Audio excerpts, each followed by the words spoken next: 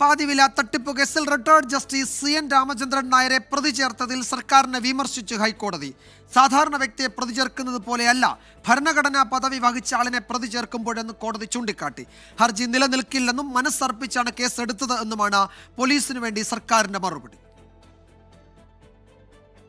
പാതിവില തട്ടിപ്പ് കേസിൽ retired justice CN Ramachandran നായരെ പ്രതി ചേർത്തതിലാണ് ആശങ്കയും വിമർശനവുമായി ഹൈക്കോടതി രംഗത്തെത്തിയത്.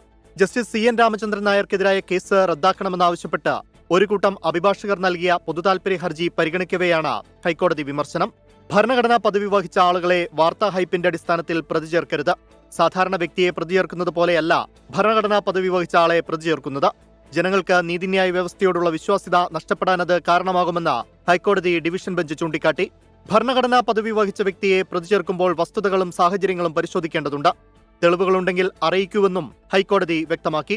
അതേസമയം ഹർജി നിലനിൽക്കില്ലെന്നായിരുന്നു സർക്കാരിന്റെ വാദം. മനസ്സർപ്പിച്ചു തന്നെയാണ് കേസെടുത്തതെന്ന് പോലീസിനു വേണ്ടി സർക്കാർ മറുപടി നൽകി. സർക്കാരിന്റെ വിശദീകരണം തേടിയ കോടതി ഹർജി അടുത്ത ചൊവ്വാഴ്ച പരിഗണിക്കാനായി മാറ്റി. പോലീസിന്റെ അധികാര ദുർവിനിയോഗത്തിന്റെ ഭാഗമായാണ് റിട്ടയർഡ് ജസ്റ്റിസ് രാമചന്ദ്രൻ നായർക്കെതിരായ കേസെന്നും ജുഡീഷ്യറിയിലുള്ള വിശ്വാസം തകർക്കാനുള്ള ഗൂഢശ്രമമാണ് ഇതിന് പിന്നിലെന്നും ഹർജിക്കാർ വാദിച്ചു.